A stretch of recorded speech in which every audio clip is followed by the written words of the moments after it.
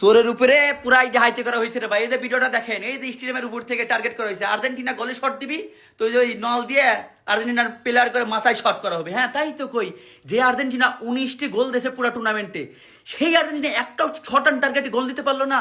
ওদেরকে বলা হয়েছিল শর্ট অন টার্গেটে গোল করবার তো করে মাথায় মনে করতে শর্ট করা হবে অফিসার। তাছাড়াও মেসির ওয়াইফ, মেসির শেষ বিশ্বকাপ কেন মাঠে এসে দেখলো না? ওর বউ সালবালকে জিম্মি করা হয়েছে যে মেসি তুই শর্ট অন টার্গেটে গোল করবি, তুই তোর সালবাল কিন্তু একদম শেষ করে দেওয়া হবে। সেই জন্য আমাদের আর্জেন্টিনা ভালো খেলে নাই, আর্জেন্টিনার সাথে অবিচার করা হয়েছে। তাছাড়াও চিন্তা করে দেখো, এই মেসি পুরো টুর্নামেন্টে এত ভালো খেলেছে, ওর না দিল একটা বুট, না দিল একটা বল, না দিল বিশ্বকাপ। মেসিকে জাস্ট ইউজ করা হয়েছে। আর ড্রেসিং রুমে তো আলোচনা হয়েছে না যে মেসি করছিল যে শান্ত থাকো শান্ত থাকো, তার মানে ওর বউ বাচ্চা করে সব কিডন্যাপ করে রাখছে। শান্ত থাকি, ভালোভাবে খারাপ খেলো, আমার বউ বাচ্চা করে কিছু হবি না। এটা তো গোপনে সেটিং করা, বোঝো নাই?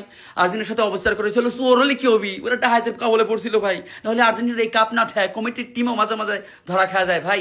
বাপেরও যে বাপ থাকে বোঝা দেছে, ওই যে উপর থেকে নল, নলের কাছে সবাই কায়।